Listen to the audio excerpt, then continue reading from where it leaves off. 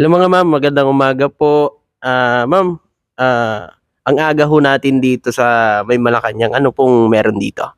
Ay, kami po ay narito para magsimbang gabi sa unang simbang gabi dito sa Malacanang. Kami po ay member kami ng OMI na BBM.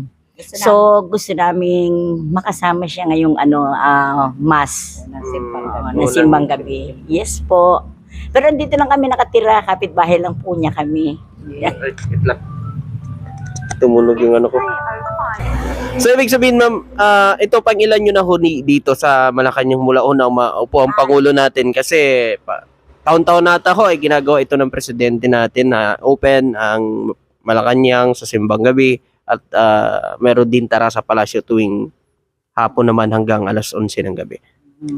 Actually, pangalawang balik na namin ito eh. Unang-unang balik namin, unang-unang punta namin ito nung birthday niya.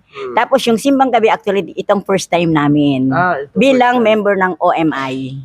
Pero ibig sabihin, nung nakaraang taon, hindi kayo nakapunta? Opo, dun lang po kami sa Since nandito po, actually, mami, dadating yung grupo po namin. Marami kayo? Yes po. Wow. Ay. Sa ngayon ho, ano pong masasabi niyo sa mga kababayan natin?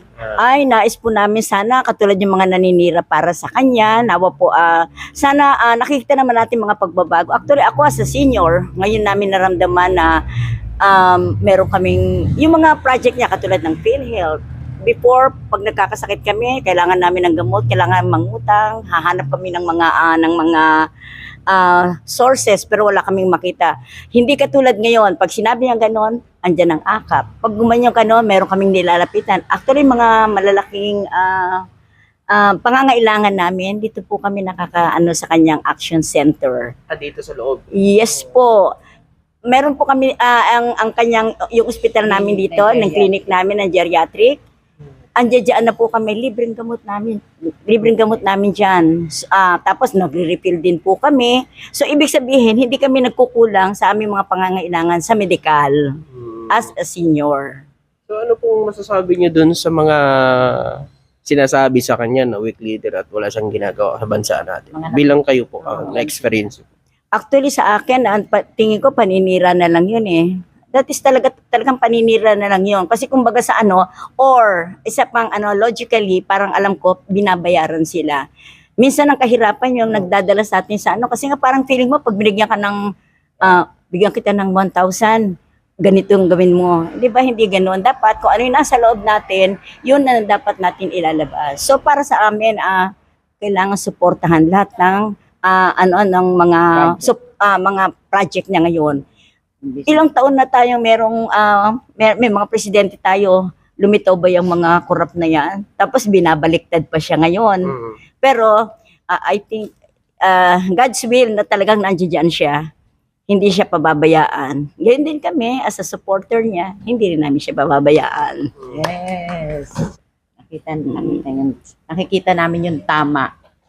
At yun, nakikita po namin yung tama na ginagawa ng president na hindi nakikita ng iba.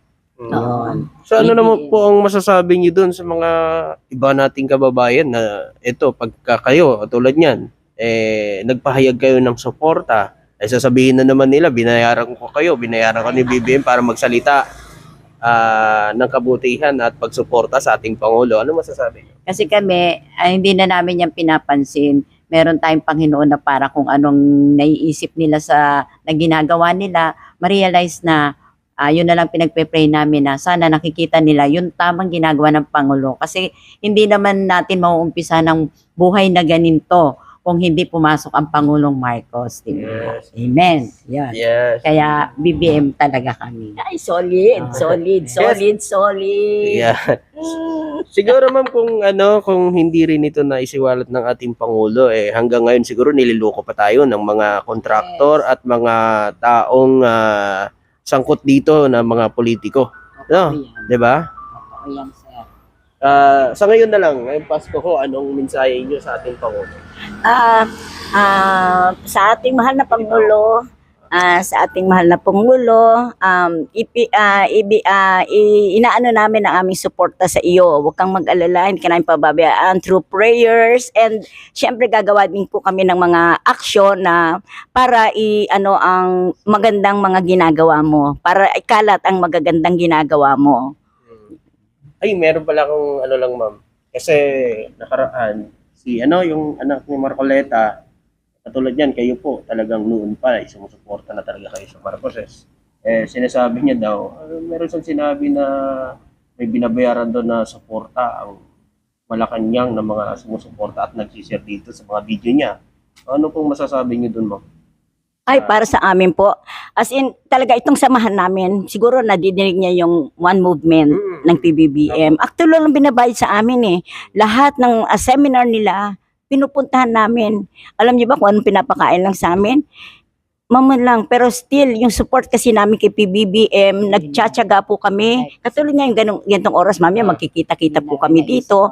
Kasi hindi naman kailangan kami bayaran eh. Kasi yung, kung ang bayad ang gusto namin, mas higit yung na-avail namin ngayon sa ginawa ni PBBM. Tsaka, siyempre, yung nagagawa ni BBM, hindi lang tayo nakakabit, kundi buong Pilipinas. Saka Yun masaya po, kami. masaya Masaya kami na nandyan yan si BBM. Nakikita namin si BBM. At saka wala kami pakialam sa mga kung ano sinasabi na nakikita namin yung straight na ginagawa ng Pangulo para sa ating gobyerno. Yes, we are senior citizens pero thank you BBM and Merry Christmas. Sa atin naman, kay First Lady naman, anong pong maminsahe niyo? Ikaw naman. Ano pong maminsahe niyo kay First Lady po? First Lady. Ay, sa aming First Lady, actually, namimit din po namin siya. Siya napaka down to earth siya talaga. Kumbaga sa supported din niya. Tsaka sana po, bigyan niya pa rin po ng kalakasan ng loob si BBM. Siyempre, nasa kanyang kalakasan nun di po ba? Bukod sa tulong namin, yung ng pamilya niya, kaya pinipray namin na sana wag siyang bibitaw at wag siyang magpapaano doon sa mga paninira sa kanila. Okay. Lalong-lalo yung pamilya niya. Yes. Ma'am, meron naman akong nababalitaan at siyempre hindi natin maiwasan na mangyayari ito sa ating presidente. Meron sa mga kababayan natin, kapwa nating loyalista na nagpapahayag na sana sa ating Pangulo lagi lang ang mag-serve ng kanyang pagkain ay ang First Lady, kasi siyempre ma'am, ngayon ho, ang nakikita ko natin, desperado na sila na talagang pababain at paanoy ng Pangulo. Either lasunin daw sa pagkain, kaya mas mainam daw si First Lady. Anong mga kukomento niyo po sa Pangulo? Hindi man kasi oras-oras may oras si First Lady na gampanan lahat ng mga ginagawa niya bilang asawa.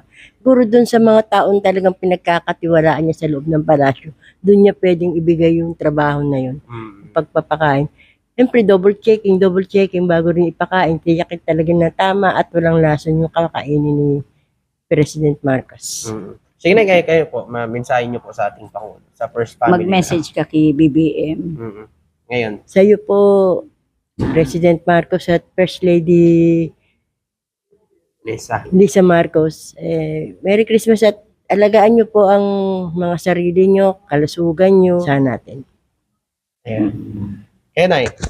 Siyempre, maraming salamat sa ating mahal na Pangulo kasi nararanasan namin ngayong mga senior, yung mga libreng mga gamot, mga wala na kaming takot na kami magkasakit kasi nandiyan dyan ng binigay na ng Pangulo kung paano kami matulungan at masolusyonan ang aming mga problema. Maraming salamat. Hindi lang naman po ibig sabihin pera, hindi na po sa pera.